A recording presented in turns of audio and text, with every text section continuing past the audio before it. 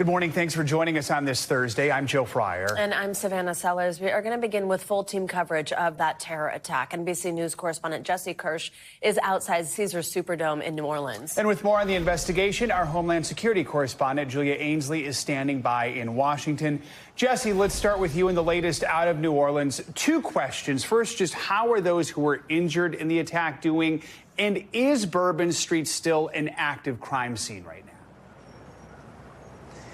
So let's start with Bourbon Street, Joe. Of course, we are expecting a football game, the Sugar Bowl, part of the college football playoff, to be played behind me here just hours from now. You can imagine under normal circumstances, many people would probably want to get the party started on Bourbon Street before the game and potentially after. We do not at this point have any indication as to whether that may open at some point later today. But what we do know is that the FBI said late yesterday that it is planning to turn over the crime scene to local authorities today. So the FBI had taken charge of this investigation, so they are planning to wrap up their evidence gathering and hand things back over to local authorities at some point early today is what they had described yesterday. We haven't gotten an indication if that has happened yet, if that handover has happened yet, so that's something we'll be watching for. As for the victims, we're starting to get a picture of those who have died. We're getting a sense of who they were. We know that their ages range from the 20s into the 30s based on who has been identified so far, and we're waiting for more information, more notifications, and all of that to unfold. But what I can tell you about those who are still alive, we know that it's more than 30 people who were injured, according to authorities, but we don't know much about their condition. We know that there were multiple police officers who were shot.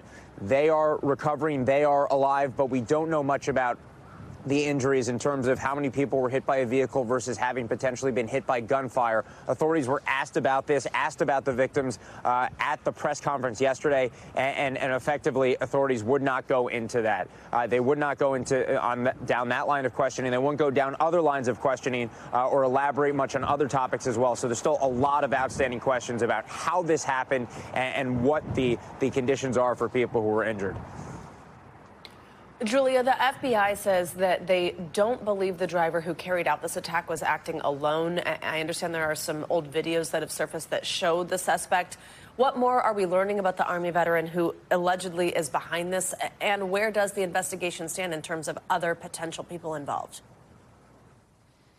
Well, there's a video that really just is in stark contrast to the person who is suspected for carrying out this attack. It came from 2020 when he's advertising himself as a realtor. That started going around late yesterday. And I think what's so shocking about it is this is someone who really just appears to be, an Army veteran. He calls himself, he's born and raised in Texas. We do know more about what happened since then. That video was in 2020. We now understand, and I understand this from law enforcement sources as well, in DHS, who would have tracked his travel when he came back into the United States. He was once into Canada. We believe he also took a trip to Egypt in 2023. These are some of the things that were happening in his life. We don't know exactly what would have led him to this point.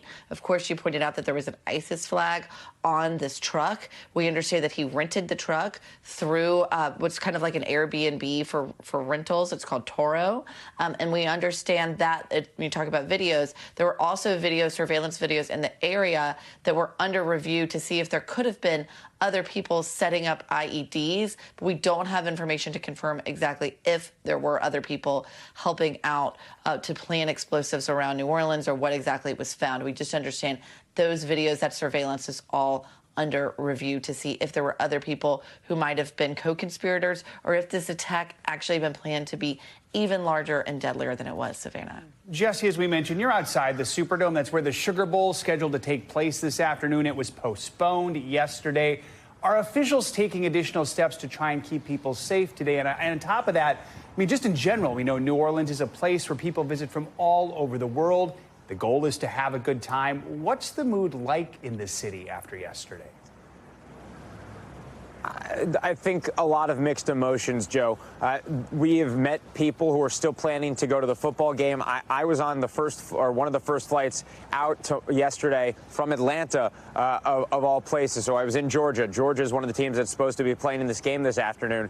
And I was with fans, some who were aware of what had happened and others who may not have been. And I actually, when I got through security, I was talking with some Georgia fans and they hadn't realized what had happened here. So I think throughout the day, day, the mood and right people's mindsets probably changed. I also can tell you there's some people who were supposed to go here but have told our team that they just are going to go home. It feels safer to watch this on TV instead of being here. This is also supposed to be hosting the Super Bowl in less than 2 months. So again, just so much scrutiny on the security preparations here before New Year's Eve and going into this game and going into the Super Bowl. What I can tell you we've seen that's changed is you can see along the sidewalk here, right on the curb off of this main road, these hardened barricades. They stopped back there yesterday, but since the attack, we have seen them extend, and they now go to the end of the block. So this is one of the preparations that appears to have changed here. Whether that was always going to happen or not, I can't say definitively, but we definitely know that this has expanded over the last day. We also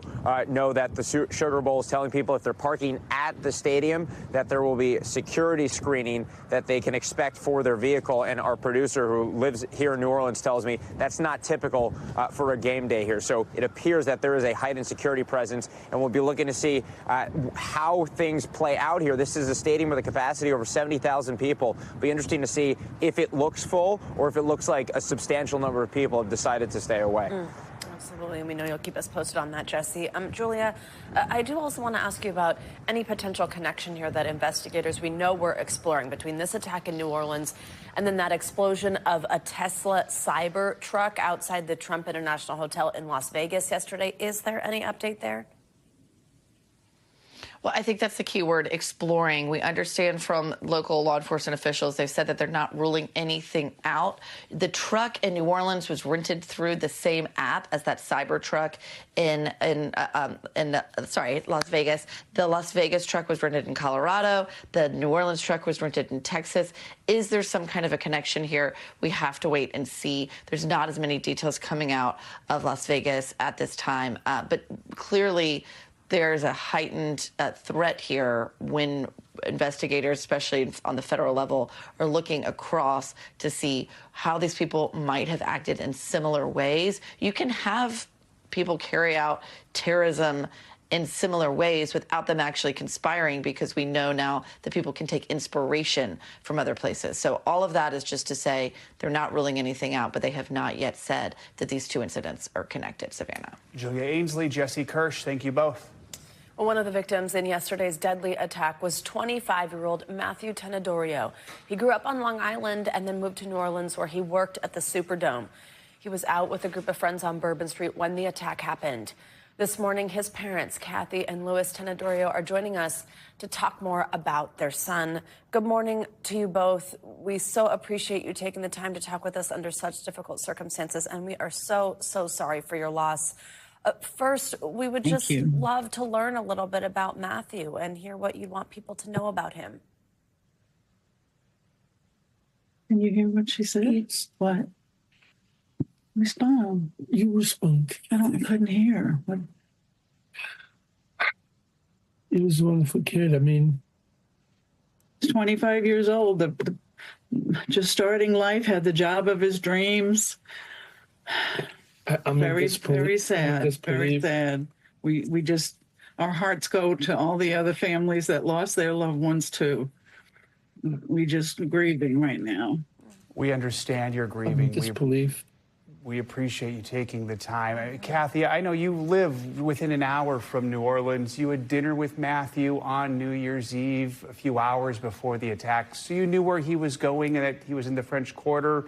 I understand you even had some reservations about him going. Tell us a little bit about Tuesday night and what happened when you learned about the attack and you were trying to reach your son. We spent New Year's Eve at my middle son's home with his wife and daughter, and we had dinner and we did fireworks outside and just laughing and hugging each other and telling each other we loved each other and trying to dissuade him from going into New Orleans. But, you know, the foolishness of youth, I'm sorry to say, they just have to experience life and with no fear of or risk, you know, they don't think about risk. Can you tell us a little bit? He was a wonderful son. Oh, He looks like it in these pictures. Kathy and Louis, can you tell us a little bit about the process of trying to get in touch with him when you did understand that something was wrong? I know you eventually spoke with friends of his. What? I can't really hear that. Oh, no problem. I just asked about trying to get in touch with him once you understood that something was wrong. I know you spoke with some friends of his. Yes, we knew. His friends couldn't get in touch with him. We finally first we were trying to get in touch with them because when we couldn't reach Matthew, we tried his friends, and they said we got separated, and they witnessed everything that happened. And they were trying to reach him too, and they went to see where his car was parked, and it was still parked there. So we knew something dreadfully wrong happened. And then the next thing was we went to, University Medical Center, to the morgue. It's just tragic. Tragic. Louis, I want to give you a chance to talk more about your son. We understand he had landed what was his dream job, working at the Superdome. Can you talk more about what that meant to him? The job of his dreams. The job of his dreams. Yeah, many young man's dreams, working with the sports events and concerts, and it was just, he loved his job. yes. He had a bright future. I know. I'm sorry. We're just kind of speechless. I'm in Shock. shock. We understand fully, and we just want to give you the space to just share some words lit up about the room Matthew. when he walked in. Yeah. How do you want him to be remembered?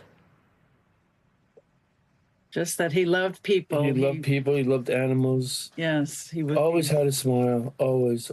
Yes, always. So many friends. He had so many friends. And willing to help people. Kathy and Louis Tenedorio, we so appreciate you taking the time to help us understand a little bit more about what happened here and to share Thank you memories so much for sharing of your about my son. You're so Thank you. welcome. We are praying And for our your hearts family. go with everybody, everyone who lost someone. Thank you so much. We're thinking about you. Our hearts are with you, too. Thank you. All right. Thank you. Let's continue this conversation with NBC News terrorism analyst and retired special agent in charge at the ATF, Jim Kavanaugh. Jim, just before we even get into anything, that's the human impact right there. And we see it on the faces of these parents. When you hear these stories and see the loss, what goes through your mind? Well, it's heartbreaking, of course, but, looking at it from a law enforcement command professional experience, I mean, this is exactly what terrorists desire. They want the theater of the agony and the misery and the pain. They want the worldwide news over it. They want to be impactful over it. And we see it just makes people suffer when authorities on defense can leave a gap for these guys. I mean, there's no stopping all terrorist attacks. I mean, we just can reduce them, and we can mitigate the damage if we're doing everything right. And we can't assume we're doing everything right. We have to ensure and make sure and double check and not make the same mistakes twice. And that is why New Orleans, the attack is so infuriating, because there's no law enforcement professional, Joe, in Savannah, that can, have had blinders on in the last few years, where we have had these vehicle attacks in New York City by ISIS, at Nice, France by ISIS, at Berlin Christmas market, recently the German Christmas market. Who has not seen this? Besides all the bulletins from law enforcement when you're a commander, you're flooded with them from all the intelligence community, FBI and Homeland Security. So, where is the vision to make sure that you're making people safe in your iconic areas? So that's what's so heartbreaking here. I think if New Orleans officials will stand up, take the responsibility for that failure, take the pat on the back for the success of their officers, who acted bravely and did shoot it out with the killer, the moron that ISIS sent there. And then they'll be the best city to ensure against a future vehicle attack. They can be the model because they've experienced the pain, but they're not the model now, and they've got to correct that. Jim, you've mentioned ISIS a couple times. The involvement here is still unclear. We know that there was that flag on the vehicle, but how will investigators go about determining the exact link, how radicalization may have happened, and how would that ultimately impact an investigation? Well, we have to look at, what makes you a member of ISIS. Well, if you declare and give your life as a martyr in their name of their cause by wearing their flag, you're a member. That's it. There's no, secret signing ceremony. There can be, but it's not necessary. So a person who declares themselves ISIS and flies the flag, well, yes, they're acting for the cause of ISIS. So is this killer in New Orleans ISIS? Yes, he is ISIS, and for sure. So they'll look for threads on his digital dust and digital footprints, and they'll come up with he's inspired or enabled or directed by ISIS. Jim Kavanaugh, we appreciate your time and expertise as always. Thanks for joining us this morning. Well, this latest horrific attack is reigniting questions about potential security threats surrounding several major events coming up this month. In fact, federal law enforcement officials have raised their concerns on our national security for more than a year now. NBC News correspondent Gabe Gutierrez has more. The nation's capital is under heightened security out of what police say is an abundance of caution, though there is no specific threat. With a slew of major security events this month in D.C., the January 6th anniversary, former President Carter's funeral, and the inauguration of President-elect Trump, federal authorities are on high alert. Well, the reaction was one of anger and frustration. While investigators have not yet determined a motive in the New Orleans attack, they say the suspect had an ISIS flag on his truck as he carried it out. There are also mounting questions about the Las Vegas explosion outside a Trump hotel. And in a sign of the growing danger, experts say the number of domestic terrorist attacks and plots against government targets alone, motivated by political beliefs in the past 5 years, was nearly triple the previous 25 years combined. The FBI has also been warning the threat from homegrown violent extremists that are jihadist-inspired is surging. Since October 7th, though, that threat has gone to a whole nother level. Add to that the unprecedented 2 assassination attempts this summer on then-candidate Trump. Our thanks to Gabe Gutierrez for that report. President-elect Trump took to social media on Wednesday to praise the officers who responded to the attack. He then went on to pledge his new administration's full support for the city of New Orleans. In the aftermath of this deadly attack, the Sugar Bowl is now set to kick off at the Superdome this afternoon following that 24-hour delay. It's just one of several large-scale events that are raising new concerns around public safety in heavy populated venues or cities. NBC News correspondent David Noriega has more on how law enforcement agencies across the country are beefing up security. Police on high alert at major New Year's Day events across the country. In California, the Rose Parade kicking off just hours after the devastating attack in New Orleans, tinging this celebration with a sense of unease. I feel here, though, the security is pretty well beefed up in a sense, but New Orleans, I'm concerned. With more than 1,000 law enforcement officers on scene to protect a crowd that could reach 1 million. We also have undercover personnel that are walking the parade route. We have technology in place to sense even bioterrorism events should that occur. A similar heavy police presence across the country. Ahead of Peach Bowl game, Atlanta police promising added precautions and deploying specialized units and additional personnel. The Philadelphia PD is closely monitoring areas throughout the city, including the Mummers Parade. Less than 2 weeks ago, a similar scene in Magdeburg, Germany, leaving 5 dead and hundreds injured after a man drove through a Christmas market. With an event of this scale, where you have close to 1 million people gathered in a dense urban area, even if law enforcement does everything in their power, they can't account for every conceivable scenario. Security can only do so much. You have to really look at where the biggest crowd and the most vulnerability is going to be. You want to put all your resources and assets because that's a worst catastrophic event. Despite the uncertainty, officials saying this year's Rose Parade saw the biggest crowd since the pandemic. I hate to say this, but it kind of seems like it's out of our control. But yeah, I mean, you can't stop living your life.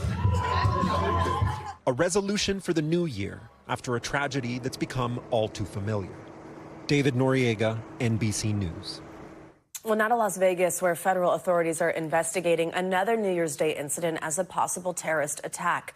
Video shows a Tesla Cybertruck on fire just moments after it exploded in front of the Trump International Hotel on Wednesday, killing at least one person. New evidence is now showing that explosion was no accident. NBC News correspondent Morgan Chesky has the latest. Growing questions into this Tesla Cybertruck turned inferno just feet away from the Trump International Hotel. The stunning scene on the Vegas Strip, now the focus of a federal investigation. Law enforcement officials confirming the Cybertruck was rented from the same company as the vehicle used in the New Orleans attack. We're looking for secondary devices. We're taking it slow, and we are going to make sure that we remain safe in our community. The blaze, called in around 8:40, appeared to erupt in seconds. Witnesses describing hearing a loud noise, followed by a smoky scene. We saw a lot of smoke through the windows. Inside the vehicle, fire crews discovered an unidentified body. The burst of flames also wounding at least 7 bystanders before it was fully contained. Tesla founder Elon Musk posting, "The whole Tesla senior team is investigating this matter right now," adding, "We've never seen anything like this." Retired ATF agent Scott Sweeto says video evidence may be telling in the investigation. You can see multiple large flashes, and you also hear whistling sounds in that video, and those whistling sounds are very consistent with the sort of fireworks that you could buy as a consumer and set off. The Trump Organization thanking law enforcement for their swift response as federal investigators dig in. Morgan Chesky, NBC News, Las Vegas. In Hawaii, at least 3 people were killed in a fireworks explosion on New Year's Eve. More than 24 were injured. Officials say it happened at a Honolulu residence after someone lit what's called an aerial cake, which is a combo of firework cartridges arranged like a sheet cake. The lighted cake fell to the side, firing explosives into another container of pyrotechnics. One emergency responder said the explosion is one of the worst tragedies he's seen in more than 3 decades. This comes after lawmakers in Hawaii have tried for decades to limit aerial fireworks across the state, which are illegal without a permit. Let's turn to your forecast now. The Northeast and Great Lakes regions are in for some lake effect snow. For more details on the windy, wintry conditions, let's get your morning news now. Weather with Angie Lastman. Angie, good morning. Hi, guys. Good morning to you. We've got still the lake effect snow to talk about. And we've got a couple other systems that are going to be in play over the next few days that have us dealing with some winter alerts now and potentially into the weekend. So let's start with what we have right now. There's the winter alerts for the lake effect, of course, downwind of the lakes. We've also got a couple of these winter alerts that have been added for parts of the Midwest, totaling about 7 million people. That is from this kind of quick-moving little storm system that we're going to have working across that region through the day today.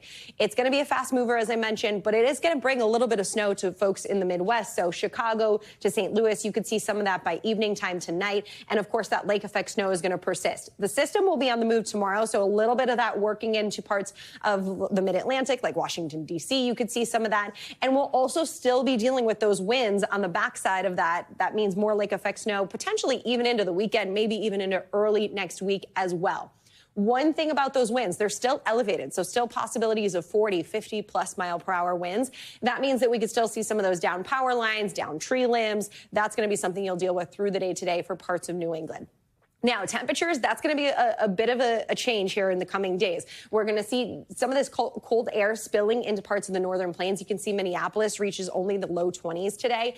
Even chillier tomorrow, single digits. We've got the 30s for Louisville, and then it really overspreads this area by the time we get into the weekend. So 30s is what we'll top out in New York as we head into our next week. We've got teens for Minneapolis, and then we gear up for this next storm system we're going to watch into the weekend. This starts in the central plains, and it's going to bring a combo of things. things. We've got rain, we've got snow, we've got ice, that it all is going to be on the table for a good chunk of the country. And at potentially, we could be talking about some heavy snow for parts of the mid-Atlantic. We'll, of course, see most of that rain focused across parts of the south. But with that cool air settling in, it's not going to be hard for us to see some snow, guys, across this region.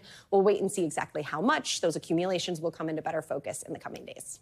Thanks for watching. Stay updated about breaking news and top stories on the NBC News app or follow us on social media.